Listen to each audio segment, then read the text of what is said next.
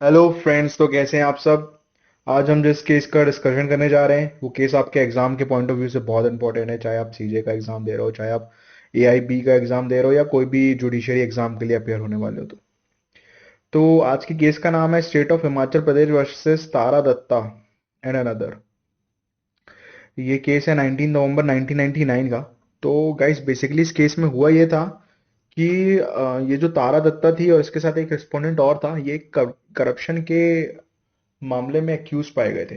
तो है ना फ्रेंड्स, तो इनका जो कन्विक्शन था वो लिमिटेशन पीरियड के बाद हुआ था, और वो भी कुछ माइनर्स ऑफेंसेस में। तो इसमें इस केस में बेसिकली सेक्शन 468 ऑफ सीआरपीसी का डिस्कशन हुआ है कि जो पीरियड ऑफ लिमिटेशन है उसके रिगार्डिंग क्या फाइंडिंग्स रही हाई कोर्ट की, और क्या क्या स्क्रूटनी की गई, ये हम केस में आगे देखते हैं। तो फ्रेंड्स, इसमें आगे एक अमेंडमेंट एक्ट आया था 1978 का, जो ये कहता है कि अगर कोई भी एक्यूज जिसके ऊपर सेवरल ऑफेंसेस के अंडर प्रोसीडिंग्स हो रही है, मतलब एक एक्यूज है उसने बहुत सारे ऑफेंसेस किए हैं, कुछ नॉर्मल ऑफेंसेस हैं, कुछ ग्रीवियस ऑफेंसेस हैं, कुछ ज़्यादा सीरियस नेचर के ऑफेंसेस हैं।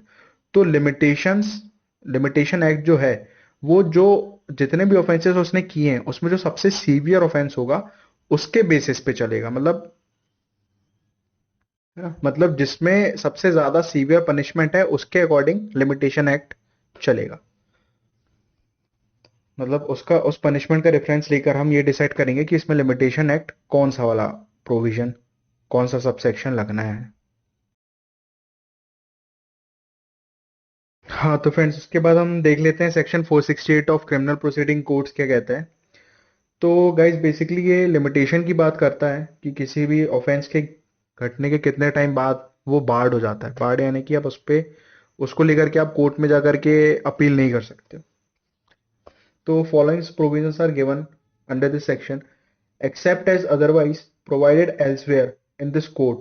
No court shall have cognizance of an offense of the category specified in subsection 2 after the expiry of the period of limitation। मतलब लिमिटेशन के पीरियड के एक्सपायरी होने के बाद कोई भी स्पेसिफिकली इन ऑफेंसेस में कॉग्निजेंस नहीं ले सकता। शैल वर्ड यूज किया है गाइस, ठीक है, ध्यान से देखिए। तो सबसेक्शन 2 में ये है the period of limitation shall be 6 month of the offence punishable with fine only. ऐसे ऑफेंसेस जो सिर्फ पनिशेबल हैं फाइन के रूप में, उनमें 6 मंथ का बार्ड रहता है। 1 year if the offence is punishable with imprisonment for a term not exceeding 1 year. अगर 1 साल से ज्यादा का पनिशमेंट नहीं है किसी भी ऑफेंस में, तो उसका जो टाइम पीरियड ऑफ लिमिटेशन होता है वो 1 साल का होता है। अगर 1 साल में आपने उस केस की कंप्लेन नहीं करी, एफआईआर नहीं करी और कॉग्निजेंस नहीं लिया गया मजिस्ट्रेट के द्वारा, तो फिर वो बार्ड में चला जाता है। 3 years of the offence is punishable with imprisonment for a term exceeding 1 year but not exceeding 3 years। ठीक है।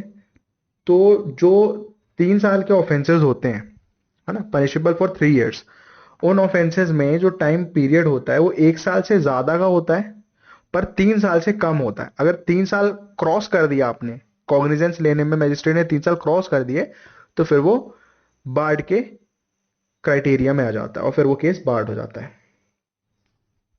है फ्रेंड्स। और एक बात जो मैंने आपको स्टार्टिंग में ही बताई थी कि जो सबसे सीवियर पनिशमेंट होती है उसी के रिस्पॉन्ड में लिमिटेशन एक्ट को बार्ड किया जाता है किसी भी केस को। यानी कि अगर 1 साल की पनिशमेंट है, मान लीजिए उसने बहुत सारे ऑफेंसेस किए हैं, कोई 3 महीने के लिए सजा पड़ रही है किसी ऑफेंस में उसको, किसी ऑफेंस में वो 1 महीने के लिए लायबल है, किसी ऑफेंस में वो 1 साल के लिए लायबल है, तो सबसे ज्यादा जो 1 साल के लिए वो लायबल है उस पनिशमेंट को और उस ऑफेंस को हम लिमिटेशन में लेके चलेंगे। मतलब हम उसके लिए 1 साल का वेट करेंगे जब तक। अगर 1 साल में कॉग्निजेंस ले लेता है तो वो केस बार्ड नहीं होगा, और अगर 1 साल में ऑफेंस नहीं लिया तो वो बार्ड हो जाएगा। उसके बाद अगर हम फ्रेंड्स बात करें सेक्शन 473 की, तो उसमें जो कोर्ट्स हैं होती हैं उनके पास ये पावर होती है कि वो किसी भी ऑफेंस को जो बार्ड हो चुका है, कोई भी केस अगर वो बार्ड हो चुका है या वो लिमिटेशन पीरियड के बाहर जा चुका है, पर अगर एक सेटिस्फैक्ट्री रिकॉर्ड है या मिल सकता है उस मजिस्ट्रेट को, तो वो सेटिस्फैक्ट्री स्टेटमेंट रिकॉर्ड करके उस केस को में कॉग्निजेंस ले सकता है। मतलब ऐसा नहीं है कि कोई केस खत्म हो गया तो उसके बाद फिर उसमें कभी वो एक बार लिमिटेशन पीरियड के क्रॉस हो गया तो उसमें कभी कॉग्निजेंस लिया ही नहीं जा सकता। अगर मजिस्ट्रेट के पास रीजनेबल ग्राउंड्स हैं या वो अपने रीजनेबल स्टेटमेंट रिकॉर्ड करके फिर उसमें कॉग्निजेंस ले सकता है। ये कहता है सेक्शन 473 ऑफ सीआरपीसी। तो इसके बाद हम देख लेते हैं कि हाई कोर्ट ने इस केस में क्या कहा था। तो हाई कोर्ट ने यही अपनी फाइंडिंग्स दी कि इन लोगों को कन्विक्ट कर लिया गया था सेक्शन 417 और 465 ऑफ आईपीसी। 417 कहता है punishment for cheating for 1 year और 465 कहता है punishment for forgery for 2 years. तो ये दोनों ही जो केस थे लिमिटेशन पीरियड में आ गए थे।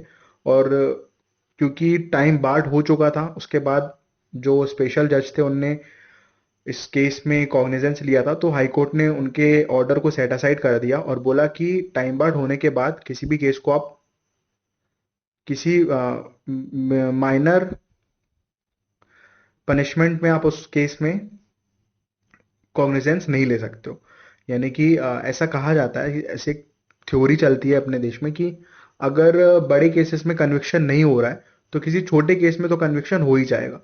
तो बेसिकली हाई कोर्ट ने हिमाचल प्रदेश के यही कहा कि अगर बड़े केसेस में उसका कॉग्निजेंस नहीं लिया गया है और टाइम बार्ड हो गया है तो उसका मतलब ये नहीं कि कोर्ट किसी भी माइनर ऑफेंसेस में उन केसेस उसके ऊपर केस बना के और उसका कॉग्निजेंस ले ले। और इस केस में बेसिकली यही हुआ था गाइस कि जो लर्नेड स्पेशल जज था उसने कोई भी स्टेटमेंट रिकॉर्ड नहीं किए थे कि क्यों वो कॉग्निजेंस लेने ले रहा है। और इसके बाद कोर्ट ने इस लर्नेड सेशन जज का जो ऑर्डर था उसको सेट असाइड कर दिया।